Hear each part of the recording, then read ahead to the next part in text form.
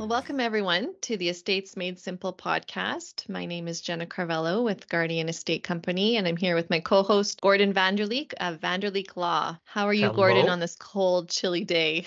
It is a little bit cooler than what we've been experiencing, but doing well and looking forward to today's topic. And as always, delighted to do this podcast and record the YouTube video with you and talk about all things estate administration. But today we're going to talk about trusts, right? Testamentary trust. And I guess before we get into that, just a bit of a disclaimer at the front end that what we're going to be talking about, certainly in this episode and all episodes, is of general information of broad application, and how this affects your particular situation or your family would require independent or and particular advice. So we encourage all those listeners who are thinking about these topics is to seek out the right professional to see how any of these issues affect you personally, and because the information we provide is not legal advice but of general application.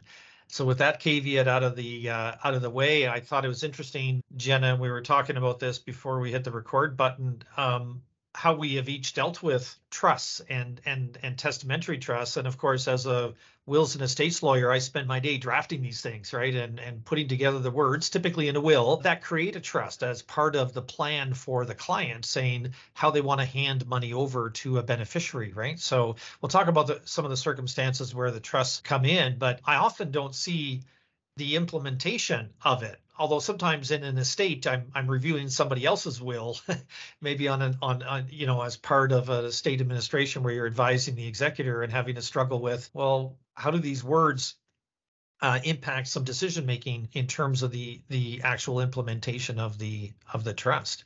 But sorry, so you have in the past come at it from a different perspective, right? Absolutely. Yeah, we take your words that you've written down on paper, and we find creative solutions to ensure that we're following the terms of the will or the testamentary trust while navigating the needs of the beneficiaries. So sometimes, I know an example that you had shared earlier was if a beneficiary needs a little bit of money before capital distribution is supposed to occur the following year or the following month, what do? Do we take that money that the beneficiary needs from the income the trust earns? Do we take it from capital? Is it an advance of the distribution they're yet to receive?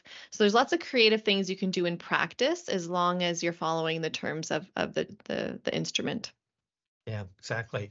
So let's talk a little bit about, well, what exactly is this trust thing that we're talking about? And I guess to begin with, essentially the definition of a trust is that it's a relationship, right? It's a relationship between the person who controls the property for the benefit of the named beneficiary, right? So you're separating out legal ownership from beneficial ownership, right? So it would be in the case of a typical trust, you would find that in a will for the most part. And it would say, if it's looking at parents leaving money to children, they would say, here's your inheritance, but we're not just going to give it to you outright.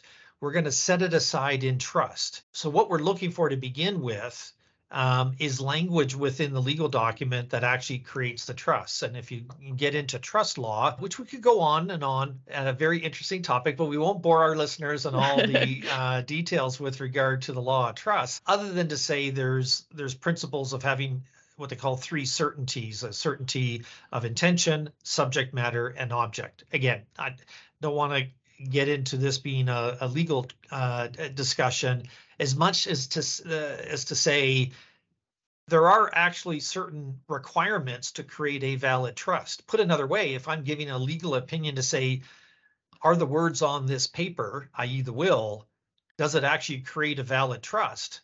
You kind of have to go through the test to make sure, is it a valid trust? And one of the benefits of working with a lawyer who specializes in this area, if you're doing it from the planning perspective, is to make sure that the trust is drafted properly, that it actually is going to exist and carry out the stated intention. So just know that there is some formality, and there is obviously some care needed to make sure that we set up the trust properly so it's actually a valid trust. But assuming for today's discussion that it is considered to be a valid trust, what are we looking for? number one, there's different roles and relationships.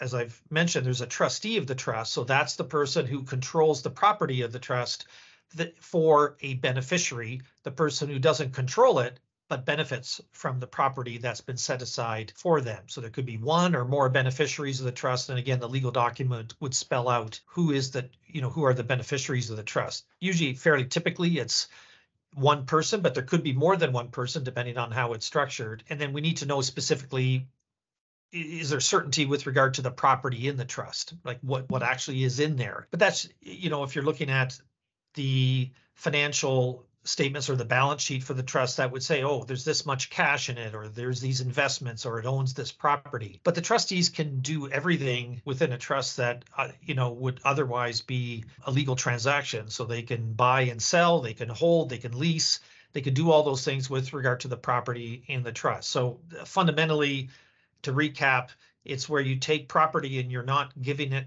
to the person who you want to benefit, but giving it to somebody else for their benefit. So there's a I guess a distinction between who controls it and who benefits from it, and that's the trust relationship.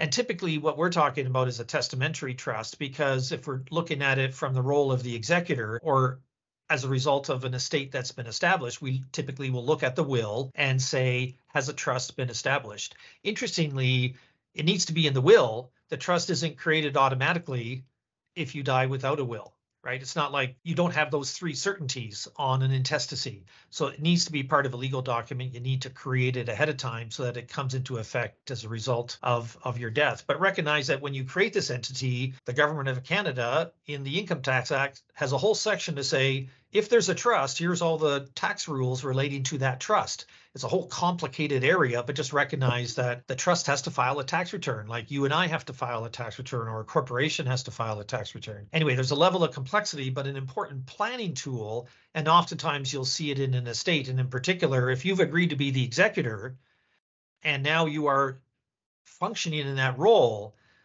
you definitely want to read the document, read the will to say, well, does this mean I'm also the trustee of trusts that are created as a result of this will coming into effect? That is, somebody has passed away on that, right? So yeah, there could be a dual role. And in fact, if you look at the paragraph appointing executors, oftentimes it is in my precedent, it's called executors and trustees.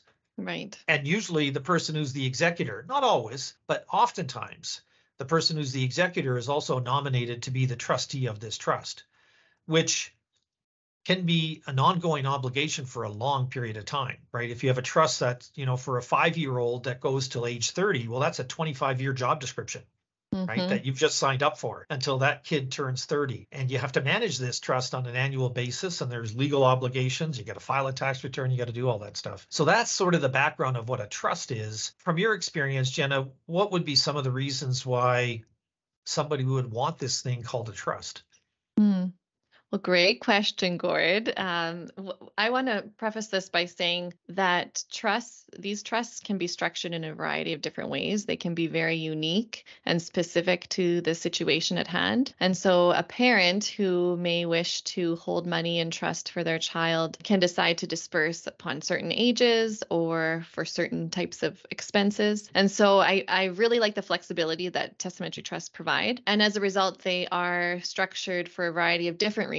So in practice, I've seen many clients structure them for their family members that maybe are spendthrifts. They don't have either the ability or the desire to manage their inheritance themselves, and so they need a separate entity to help them through navigating their inheritance. If a beneficiary suffers from a disability, maybe they can't receive the assets outright. It may affect their potential government benefits, which I know, Gord, you're really well aware, being that you specialize that in your practice. So I think those are two of the main reasons. Also, if you have a minor beneficiary that's inheriting from your estate, they legally can't hold their own assets until age 18 anyways. And so why not put some structure around when they're receiving those assets, how much they receive. Maybe they have to go to university before they get an inheritance. Different types of conditions can be placed to ensure that the trustee is managing the way you would want it to be managed if you were still alive, of course. I know this one benefit is less of a benefit nowadays is the income splitting. Testamentary trusts a few years ago were taxed at the same marginal tax rates as an individual, but now they're taxed at the highest marginal tax rate. But that still allows us to distribute income to various beneficiaries under the trust and split the income amongst those beneficiaries. And so that the income then is taxed at their marginal rates rather than the trust marginal rates. And of course, you have to consider the age of the beneficiaries to ensure that the income is not attributed back to the trust. But if all the conditions are met, I think it's a really good planning technique to be able to take $100,000 of income, split it amongst 5 beneficiaries, and tax it at their own marginal rates, which can provide a lot of savings over the long run. The other Exactly. yeah, go Sorry. ahead. Well, on that point, I think that's an excellent point to say that if you just left $100,000 in the trust, that's going to be at the top marginal rate. Pay 48,000 of tax on the 100,000. Whereas if you had each of the beneficiaries claiming that income, 20,000 each over 5 beneficiaries, a lot less tax, right? So there's some great benefit to that, which is why it's an effective planning tool, right? So I think, yeah, the tax advantages, but also the control, right? Where you're not quite ready to hand that money over. You need it controlled for a period of time. And a minor beneficiary is a good example of that, right? They not only can't receive it, but you want the right person in control of it. Because if you have a minor beneficiary, you pass away without a will, and it goes to that person, well, the office of the public trustee is managing it until they're 18. And you're going to go, well, I don't want my kid to come into a bunch of money at age 18. That's not going to be a good result. So oftentimes in the planning conversations with people, we're setting up trusts because they go, well, we want them to they get the benefit of the money. You can pay for going to college. They just don't have it in the bank when they're living in a dorm. That may not be a good result, in terms of making good decisions with regard to the money. Sorry, I think I cut you off. Here was another point you were going to add. No, not at all. So I agree with all those points, and I think another advantage of a testamentary trust is because you separate the beneficial and the legal ownership of the asset that's held in trust. You do sometimes get asset protection if you're concerned about creditors or marital breakdown. So I know lots of clients that I've worked with, they ask me, how do I protect what I'm giving to my children in case they go through a divorce? And I think a testamentary trust is one of the best options because it does hold that asset separate than the beneficiary's own account and can offer some protection under special circumstances. So I think that's often a reason that you'd want to consider a testamentary trust and make your inheritance protected. Yeah, excellent point. And I've actually done that on a fairly regular basis, right? Where we've dropped in a situation where you go, well, the child is an adult.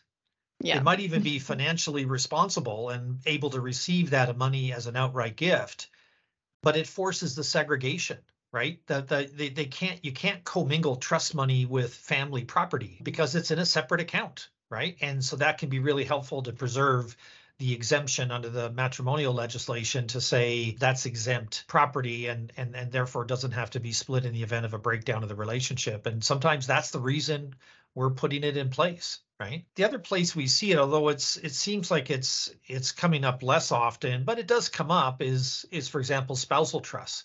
Even if you want to leave money to a spouse, you want to say, I want to set this aside, particularly if you're looking at a blended family. Sometimes that's a planning tool. We'll use this thing called a testamentary trust, even in gifting between husband and wife, where the monies will be held in trust. Yeah. To provide that protection. So the spouse is protected, has provision for their financial needs over their lifetime, but then ultimately would go to the deceased person's children when the other spouse passes away versus pursuant to their will, right? So yeah, I think that's a great reason. And in that case too, you want to be mindful of who the trustee will be, because sometimes if the trustee is a child of the deceased and they're managing the asset on behalf of their stepmother, things could get a little bit hairy because, they might be intending to keep that trust as big as possible so that they receive a bigger inheritance when stepmother passes away. That's an interesting topic in of itself. So yeah, be mindful who you're I think you've choosing. raised another podcast article or Yes. podcast episode in the course of this, right? Blended families and what are some planning options with regard to that. But those are the places you see the trust. Maybe it's okay to maybe shift a little bit to talk about what are some issues associated with the administration of the trust. So if we're looking at, as our podcast does, focus on estate administration issues. All right, now we have this trust. Now what? What do we do with that? Point number one there I wanted to make is that there are obligations and rules with regard to how you manage that property.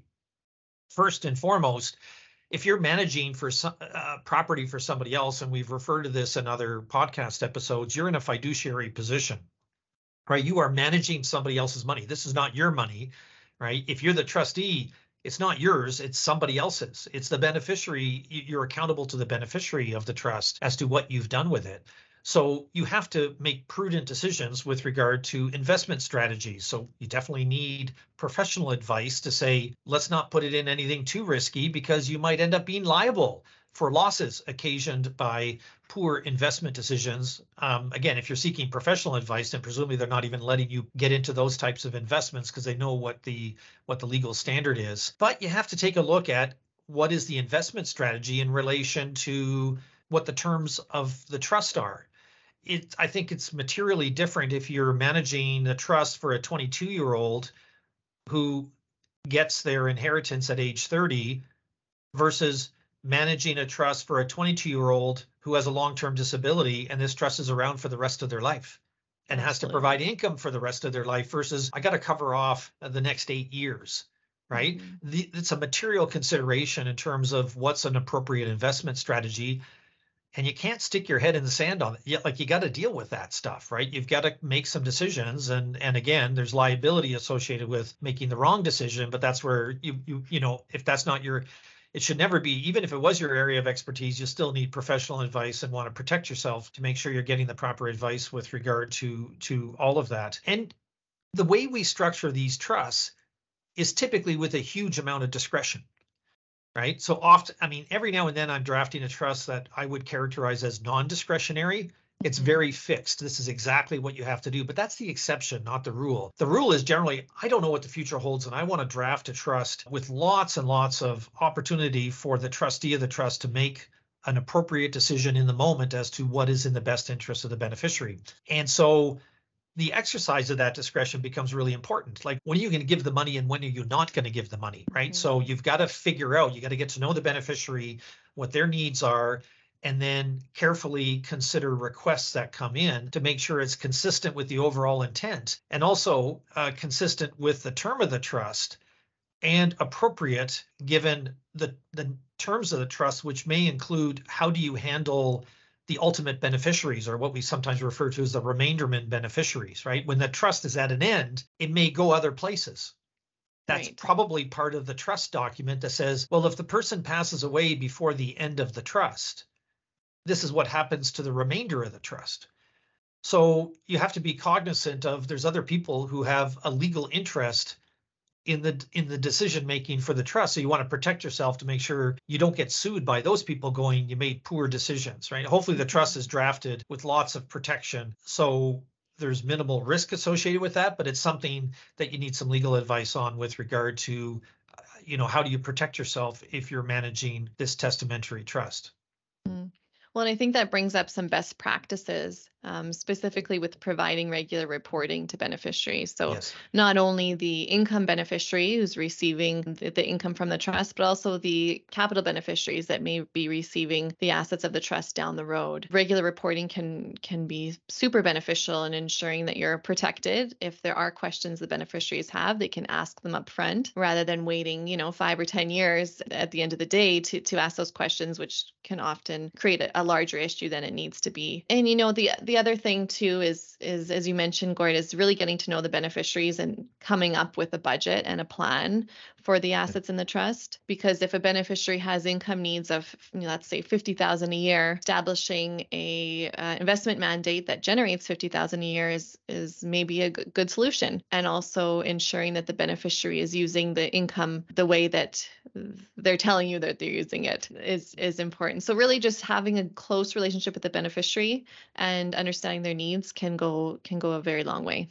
And certainly there's been examples where I've been retained by the beneficiary to start writing nasty letters to the trustee because they're not communicating, right? Mm-hmm. So really developing a good communication strategy mitigates risk, litigation risk, right? Because what happens if you say, well, I'm entitled to this money, but I'm not getting any reports. I have no idea what's going on. Well, in frustration, people are going to reach out to professionals to say, what, help me solve this problem. So I guess the message would be you want to develop a good communication strategy. It almost seems like an obvious thing to say, right? You need to communicate with the beneficiaries, but I guess I'll put the angle on it.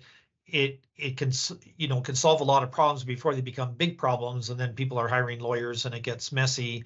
Proper communication strategy would have meant we never get to that stage, right? Because people are satisfied, they have the information they need and that they're entitled to. Again, it's beyond maybe the scope of this podcast, but we have a new trustee act in Alberta, and there's enhanced rights of beneficiaries to receive information with regard to the trust. So just be aware that the laws change from time to time with regard to these trusts, and you definitely need to get legal advice to make sure you stay on the right side of the line in that regard. Mm-hmm.